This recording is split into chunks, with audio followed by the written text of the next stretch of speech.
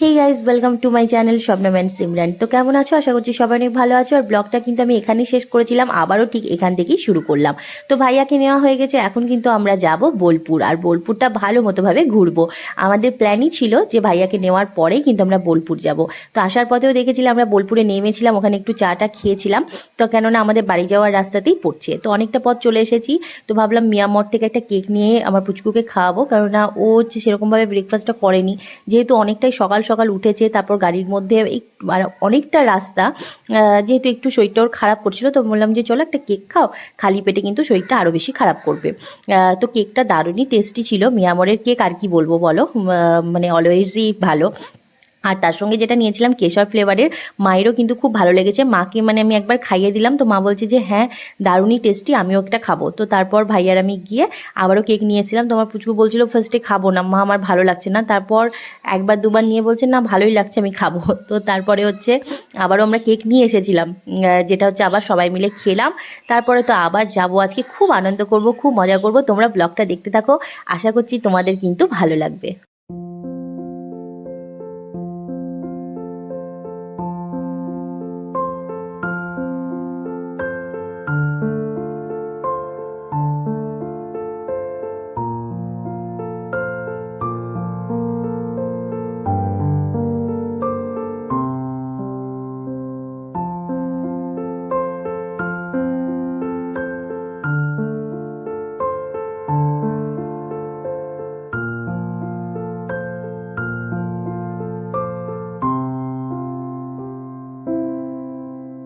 তো ফাইনালি আমরা কিন্তু পৌঁছে গেছি বোলপুরে। আর চারিদিকের অ্যাম্বিয়েন্সটা দেখে এতই ভালো লাগছে, মানে কি বলবো, বোলপুর আসাটা না একটা আলাদাই যেন ফিলিংস। আর তার সঙ্গে শীতের সময় চারিদিকে কিন্তু নানান ধরনের ফুল ফুটেছে, দারুণ কিন্তু একটা ব্যাপার।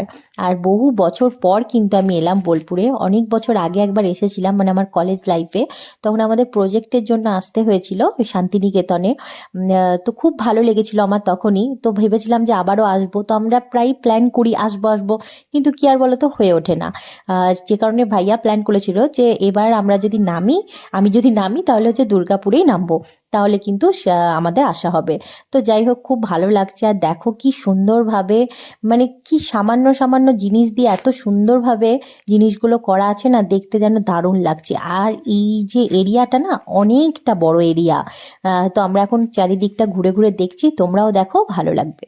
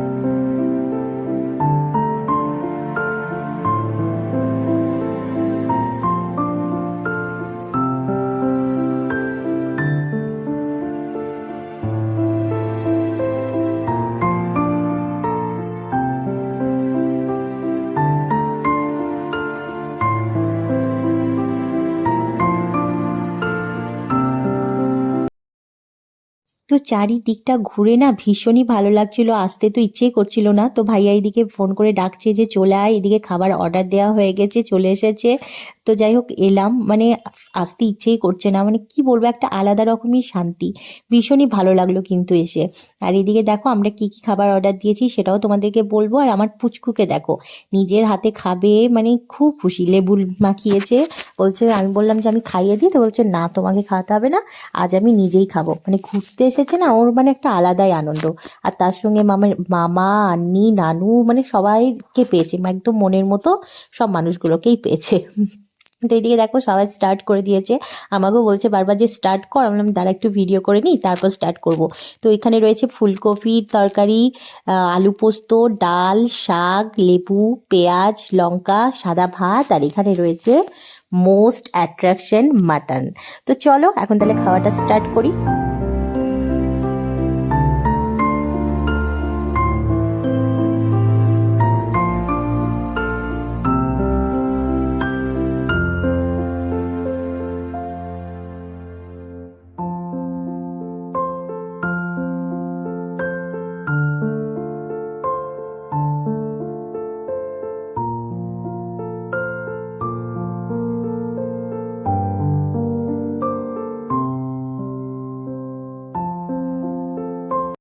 শেষ পাতে ছিল মিষ্টি, পাঁপড়, দই, চাটনি, সব মিলিয়ে কিন্তু খাওয়া দাওয়াটা বেশ ভালোই হয়েছে। আর রান্নাটা ছিল একদম হালকা, যে কারণে কিন্তু বেশি ভালো লেগেছে। এত দূর জার্নি করে এসে অতিরিক্ত রিচ হলে কিন্তু শরীরটা খারাপই করতো। তারপরে এই রিসেপশনের এত সুন্দর ছবিটাকে ভাবলাম একটু ক্যামেরা বন্দি করে রাখি। আর এদিকে দেখো, এই রিসর্টের মধ্যেই একটা ছোট্ট মার্কেটের মতো রয়েছে, যেখানে হচ্ছে সুন্দর সুন্দর হাতের কাজের জিনিস রয়েছে। তো চলো এইটাই এখন ঘুরে দেখি।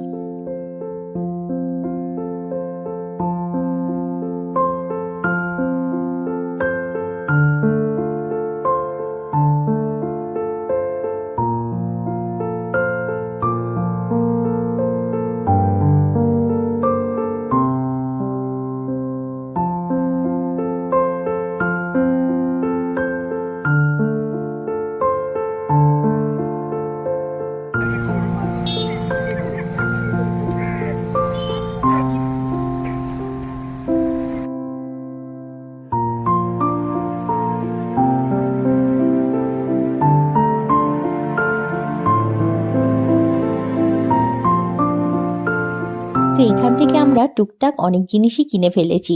আর টাকা দেওয়ার যার দায়িত্ব, তাকে জাস্ট দায়িত্বটা দিয়ে দিয়েছি। তো চলো, এখান থেকে কিন্তু আমরা নেক্সট যে জায়গাটা যাব সেটা হচ্ছে সোনাঝুরির হাট। আশা করি তোমরা সকলেই জানো, এই নামটা কিন্তু সবারই খুব পরিচিত নাম। তো চলো, এখন আমরা সেখানেই যাব, তার জন্য চলে এসেছি। আর গাড়িটা পার্কিং করব, প্রচুর ভিড়। আর যেহেতু এই টাইমটা হচ্ছে মেলার টাইম, যে কারণে ভিড়টা কিন্তু আরও বেশি। তো এই জায়গাটাই কিন্তু আমরা সকালবেলায় এসেছিলাম, তখন কিন্তু এগুলো সমস্ত কিছু বন্ধ ছিল।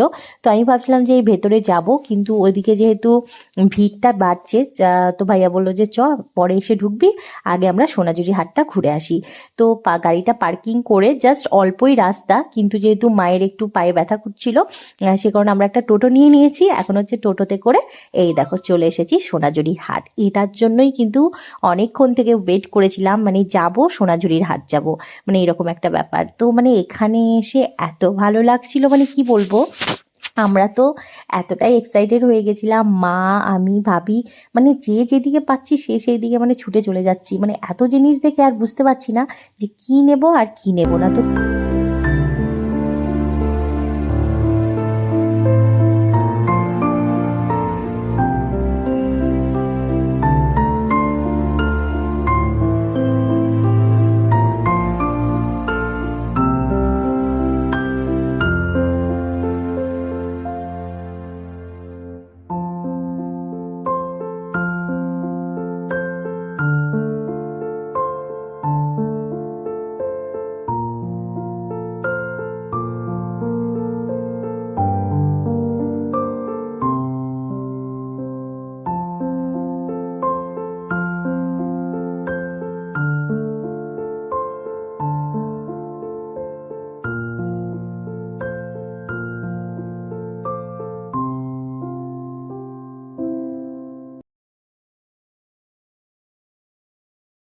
আর চারিদিকে ঘোরাঘুরি করতে করতে আমরা কিন্তু সবাই হারিয়ে গেছিলাম, কে কোথায় চলে গেছিলাম খুঁজেই পাচ্ছিলাম না। লাস্টে ভাইয়া ফোন করে বলল যে দেখ, যেখানে ঢোলের আওয়াজ পাওয়া যাচ্ছে সেই জায়গায় আয়, তাহলে সবাই একসঙ্গে দেখা হবে। মানে এতটাই আমরা এক্সাইটেড হয়ে গেছিলাম, আমি একদিকে, ভাবি একদিকে, মা একদিকে, আমার পুচু আর তার আব্বু ছিল একসঙ্গে, আর ভাইয়ার একদিকে। মানে কি আর বলবো, মানে ভাবলেও হাসি লাগছে, নিজেকে না কন্ট্রোল করা যায় না। মনে হয় যে না ঠিক আছে, এটা নেব না, ওটা নেব না। আসার আগে অনেক কিছুই বলছিলাম যে এতটা কিছু নেব না, কিন্তু এসে না আর কন্ট্রোল করতে পারলাম না। তো এই হাতের কাজের এইসব জিনিসগুলো খুব ভালো লাগছিল। তো এখান থেকেও টুকটাক জিনিস নিয়েছি, নেব না করে কিন্তু অনেক জিনিসই আমরা কিনে ফেলেছি।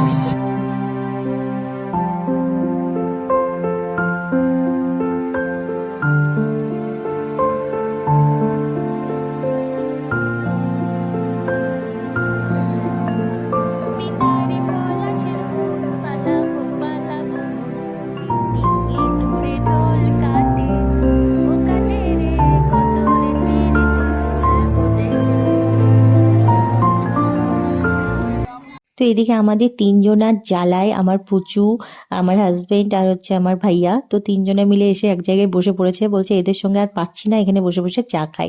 তো আমি এখন চলে এসেছি, আমার প্রচণ্ড জল তেষ্টা পেয়েছিল, খেয়ে নিলাম। এরপর কিন্তু আমরা এবার বাড়ি যাব। ভাইয়া বলেছে আর কোনো দিকে তাকাবি না, চুপচাপ হচ্ছে বাড়ি যাবি, নাহলে ঘোড়ার মতো তোদেরও কিন্তু চোখ বেঁধে দেবো, মানে যেদিকে তাকাচ্ছিস সেই দিকেই হচ্ছে তোরা ছুটে ছুটে চলে যাচ্ছিস। কি বলবো বলো, মেয়েদের মন মানতেই চায় না। তো এই দেখো যাওয়ার পথে আবারও কিন্তু একটা জিনিস ভালো লেগে গেছে, ভাইয়াকে বললাম যে না এটা তুই আমাকে কিনে দে।